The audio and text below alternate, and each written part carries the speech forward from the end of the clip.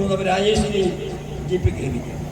അപ്പം നമ്മളെ അവിടെ ഒരു വിശിഷ്ട താരമുണ്ട്, ബിസി എന്ന് പറയുന്ന ഒരു സായിപ്പൻ്റെ ഓണം, മനസ്സിലായില്ലേ? അയാൾ തെറി പറഞ്ഞുകൊണ്ട് നിൽക്കുകയാണ്. ഞാൻ രാജേശ്വരി പറഞ്ഞു അടുത്ത് വന്ന് കഴിഞ്ഞാൽ അന്നേരം ബ്ലൗസ് കിട്ടണം. രാജേശ്വരി ആദിവാസിയാണ്. പിന്നെ വകുപ്പെല്ലാം അവിടെ നമുക്കറിയാൻ ചെയ്യുന്ന കാര്യം. ഷാരി പഞ്ചായത്ത് മെമ്പറെ കാലുമാറ്റിക്കൊണ്ട് ബ്ലോക്ക് പഞ്ചായത്ത് പ്രസിഡന്റിനെ കാലുമാറ്റിക്കൊണ്ട് ബൈ ഇലക്ഷൻ വന്നു.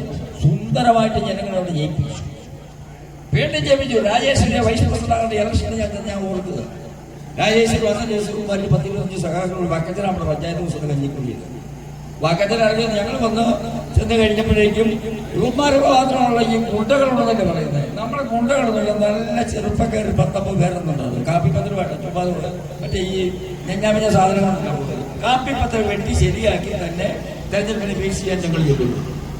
ക്യാമ്പിന് പോയിരുന്ന രാജേശ്വരിയെ ഞങ്ങൾ അന്ന് സോയിമാനൊക്കെ അന്ന് അവിടെ വോട്ട് ചെയ്യാൻ പോയി. സോയിമാനെ ഏതാണ്ട് ഇതെടുക്കുമെന്ന് പറഞ്ഞു. എടുക്കലും നടന്നില്ല. എടുത്ത പണത്തെ എടുത്തിട്ട് ഒന്നിച്ച് പോകുന്നു തീരുമാനിച്ചപ്പോൾ വഴി പോകുന്നു. ഞാൻ ഓർക്കുന്നു, ഇലക്ഷൻ കഴിഞ്ഞു രാജേശ്വരിയുടെ വൈസ് പ്രസിഡന്റ് ഇലക്ട് ചെയ്ത സമ്മേളനം നടക്കുക. PD ശോശാമ്മ AICC മുൻ പഞ്ചായത്ത് പ്രസിഡന്റ് പ്രസംഗിച്ചുകൊണ്ടിരുന്നപ്പോൾ ഇപ്പറേ അവന്റെ ഒരു ആധാരക്കെട്ടിന്റെ ബാക്കി കൊടുക്കുന്ന ഒരു ആധാരക്കെട്ട് എടുക്കാൻ വേണ്ടി ഒരു പയ്യൻ വന്നു. ബൈക്ക് എടുക്കാൻ വന്നാൽ ചേട്ടാ ഇവനാണ് പോയ വഴി പിള്ളേർ പോയി കഴിഞ്ഞാൽ ഇവന്മാരുടെ ബോർഡ് കാണുന്നുണ്ട്. മുന്നിമാർക്ക് മാത്രമല്ല ബോർഡ് കയറാൻ അറിയാവുന്നത്. കാണ്ടി കണ്ട ബോർഡെല്ലാം കൊണ്ട് വലിച്ചത് ആടിയിട്ട് ചവിട്ടിക്കൂട്ടി. അപ്പൊ ഇവര് അറിഞ്ഞു വന്നപ്പോൾ തിരുവരെ ഉള്ളൂ.